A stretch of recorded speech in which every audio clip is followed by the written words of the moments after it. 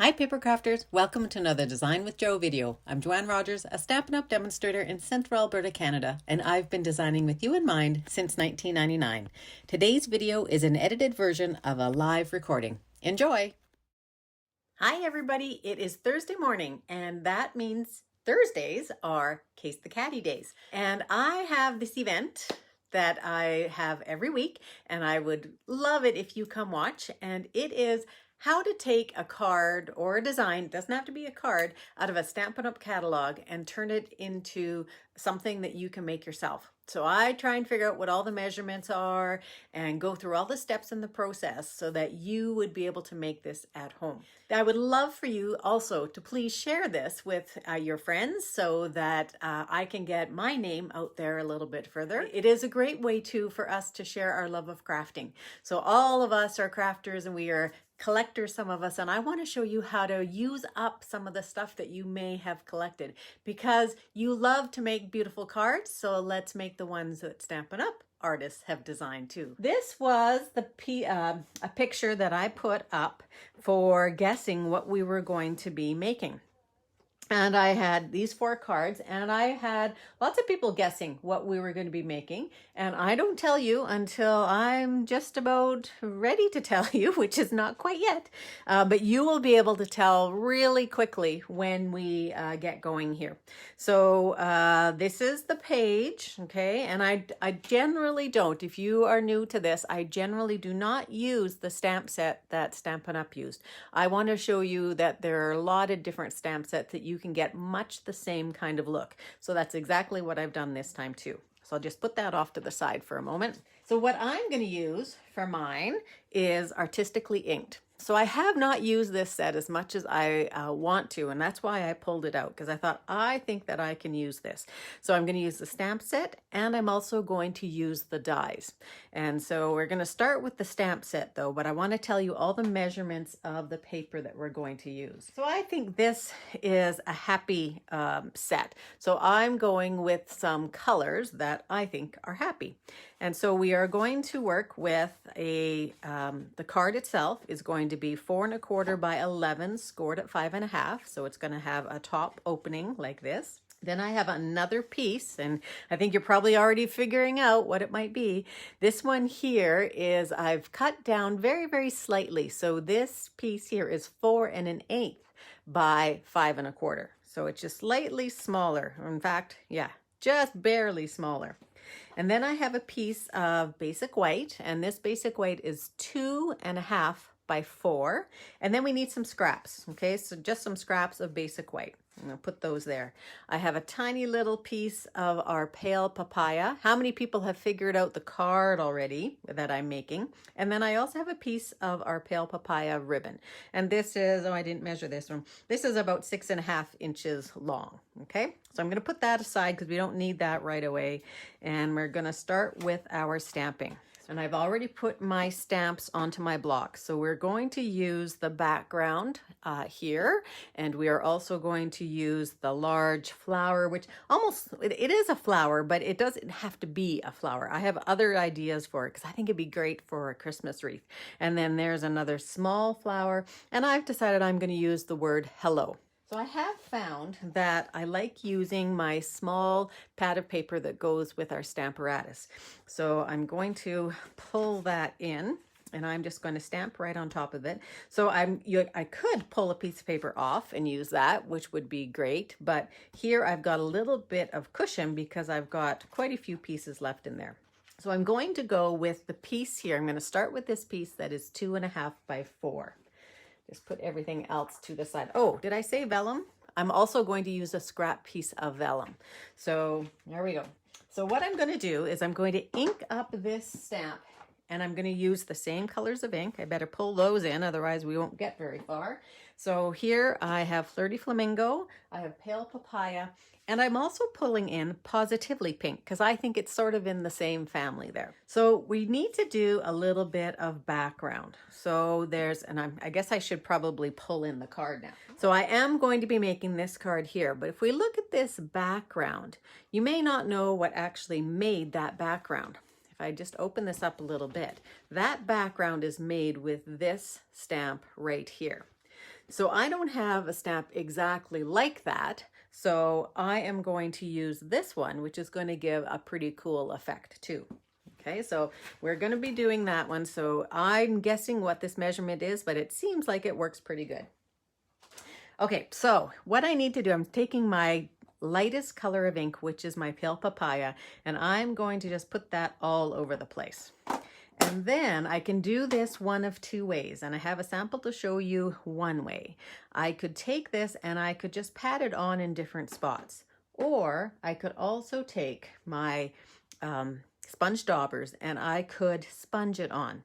So if you haven't ever tried one of these are fantastic little tools, and I love that you can just stick your finger right in there and you're just going to tap it right on top of the pink. So what I do with mine, I don't know if you can see, but I just put a label on it that tells me what color this is, and then I keep them all for the same color.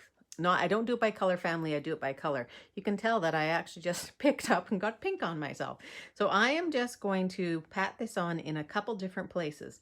Now, because I have my pale papaya on there first, and it's a lighter color, I'm not too worried about putting it into my pink if I pick any up from my paper.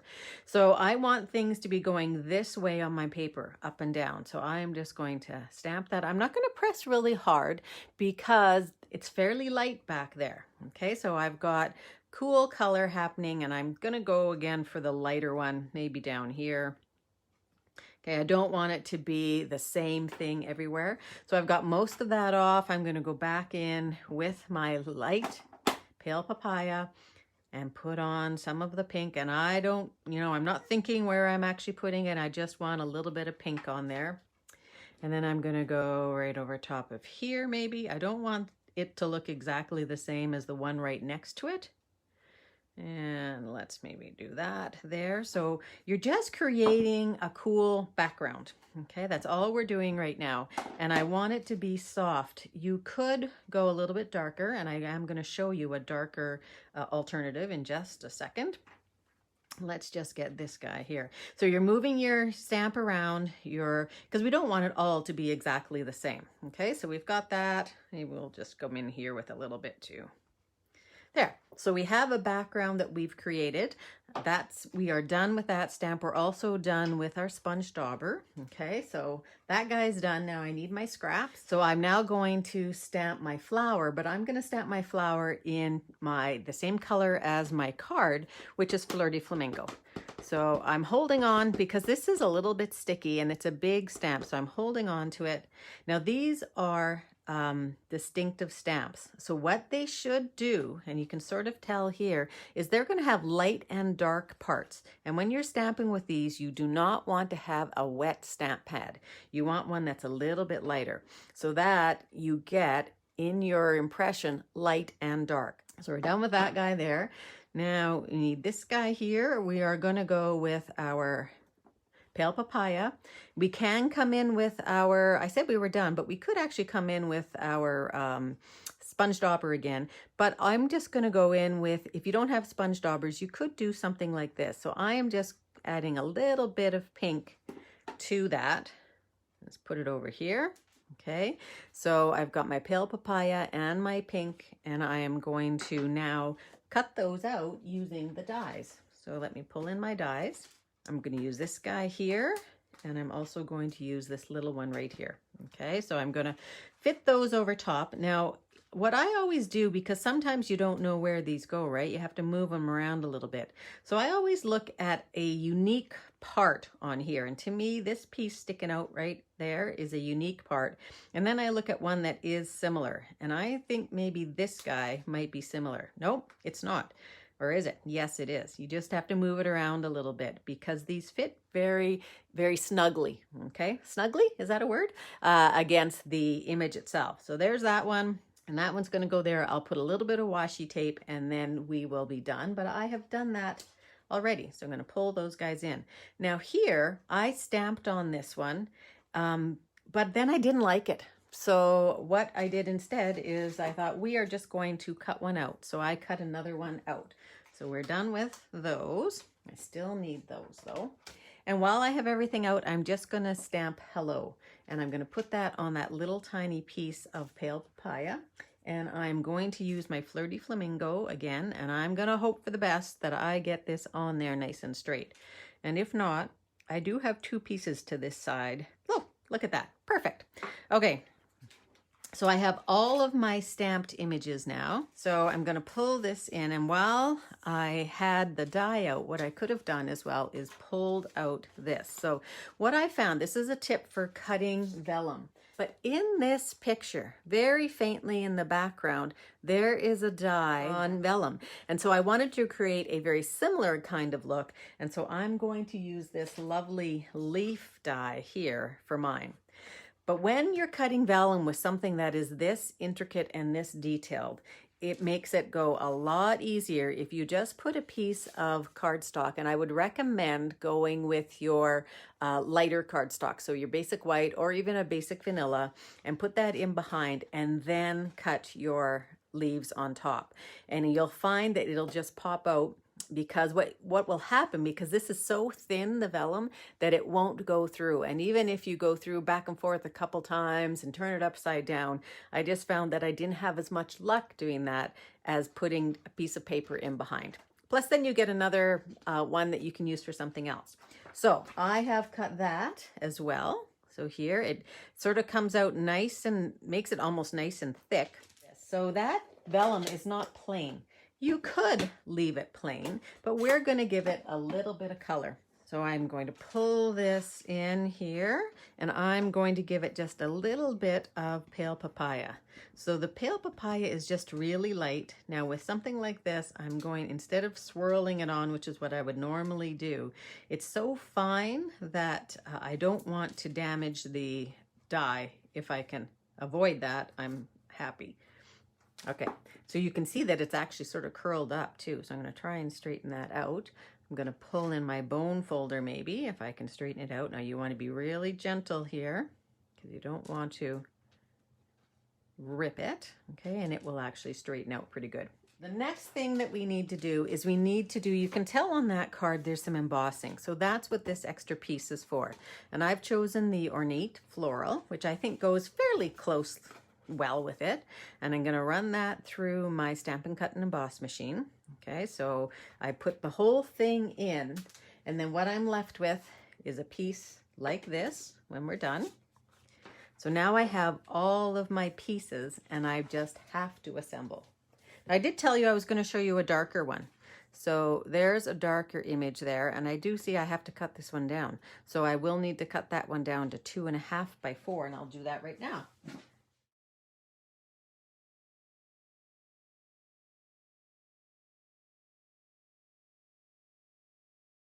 Okay, so 2.5 by 4, that is this size. So the next thing we need to do is we need to tear this. So let me bring in that picture again. So when I'm making these, all I'm doing is looking back and forth at the picture and trying to see, okay, well that's maybe 2/3 of the way down, and then it slides down just a little bit more on the right-hand side. So when I tear paper, I hold it in my dominant hand, so I'm right-handed, and then I tear towards myself. So I'm going to start tearing here. And don't worry, there's really no right or wrong to this. So you're going to just tear here.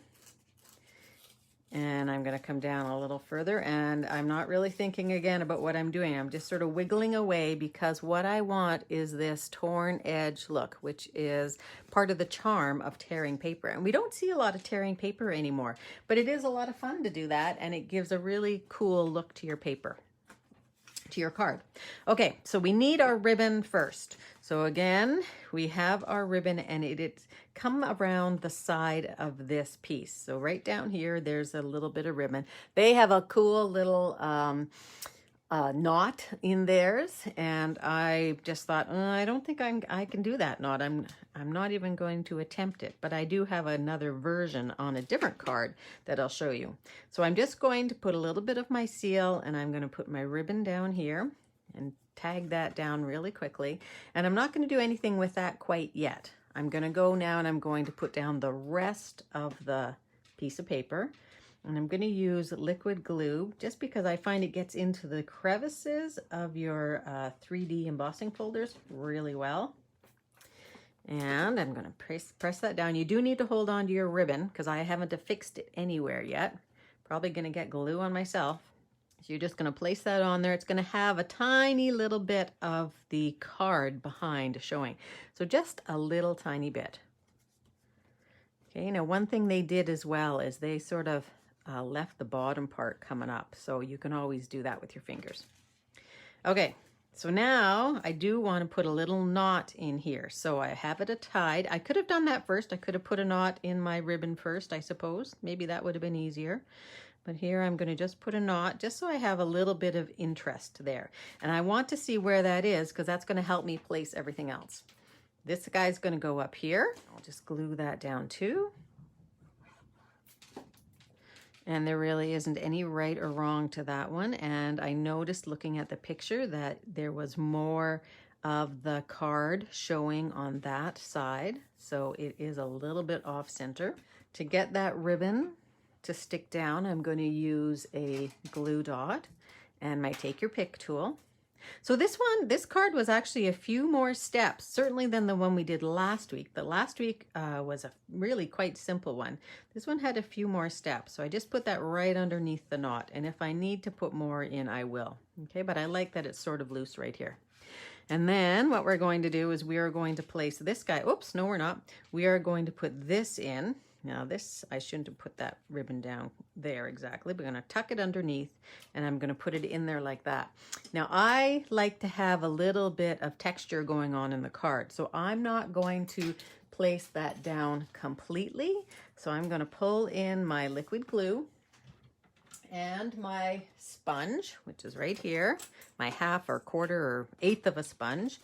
Put a little bit of liquid glue on my silicone craft sheet and then I'm going to pick it up, dab it down, and I'm just going to dab in a couple places. Now you do need to be careful again because this is delicate. And I like the charm of it sticking up. So I'm going to poke that in there, place down just where the glue is. Okay, so you can see it well because we just added that little bit of pale papaya. Now I need some dimensionals. I should have put the dimensionals on first, I guess. Oh, a brand new sheet. How did that happen? Okay, so dimensionals, you can probably get, oh, I don't know, 4 or 5 on here, which will hold them up a little bit better. Oh, this sheet everything wants to come off. Every once in a while you'll have that happen. I think I need one more. Okay. Take these guys off. That's going to go right over top. Let me see what way. I don't know. Maybe this way, right here. Dimensionals here. I'm going to put another dimensional there. Okay, so it's just layering and layering here.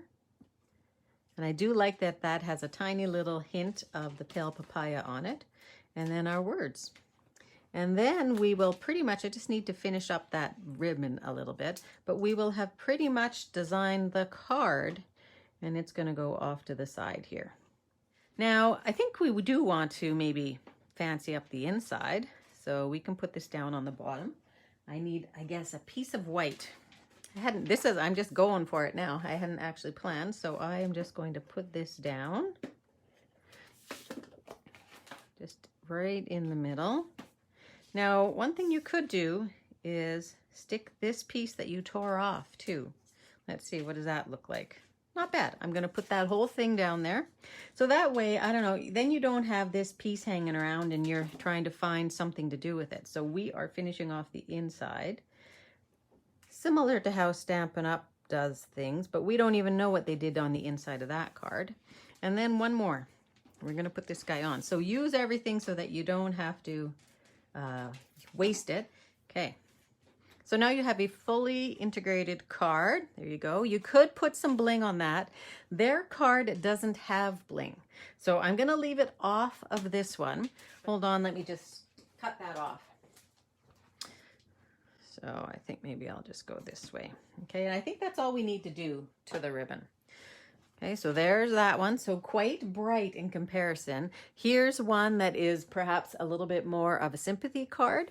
So this But the background for this one is the stacked stone, which is one of our large stamps. And here I just did some gray and some gray granite actually, and some balmy blue, which created almost a greeny kind of look there. And then I have some of our stitched leaves in the background here. And this is our, I think it's called Love of Leaves, that stamp set, which is where the words came from as well. And some of our mesh. So very similar kind of look here with the mesh. Okay, and then just exactly the same thing. And on the inside of this one, I did the same thing, and I put in one of the leaves, and I just have a tiny little bit of glue there. And then the last one I did, I used the Evergreen Elegance stamp set. And here I fussy cut this tree, and there's some snowflakes, some vellum snowflakes in behind. But this is the bow that comes in the stamp set. And this is the Mary. And here's where I did the little treatment on the baker's twine. So I just put knots in it. So I put 3 knots in it. There's a tiny little bit of liquid, not liquid glue, glue dot in here just to hold that in place. And these sort of go free. And I did put some embellishments on this one. I did put some pearls, and then on the inside, same thing. And this is the wintry, one of the wintry embossing folders. So Mary on the outside, Christmas on the inside, and then a snowflake. So which one of those do you think you'd like to make? Which one do you think would be great coming out of your craft room and going to somebody? You can let me know. And I always put these, I do this as a blog post, and I put the pictures so that you can see them a little bit more up close and personal when I edit the video. When I first saw this though, I love the colors in here. So this guy here is made just with the sailboat here and with this stamp set, which is on my list, but I don't yet have it. So it's called After the Storm. So you get some totally different looks. You can go bright, you can go a little bit more somber, but all in all, it's a fun design. It took a little bit more time, and it's probably one that is a little more involved. I want to thank everybody for coming and watching, and thanks also for playing along, because it's always fun to have you guys guess and to see which one I'm making. I can also have an idea of what I need to, if there's one of the other cards on there that everybody loves that I need to show you how to make maybe some other time. So thanks very much. We'll see you guys again. Have a great day. Bye-bye.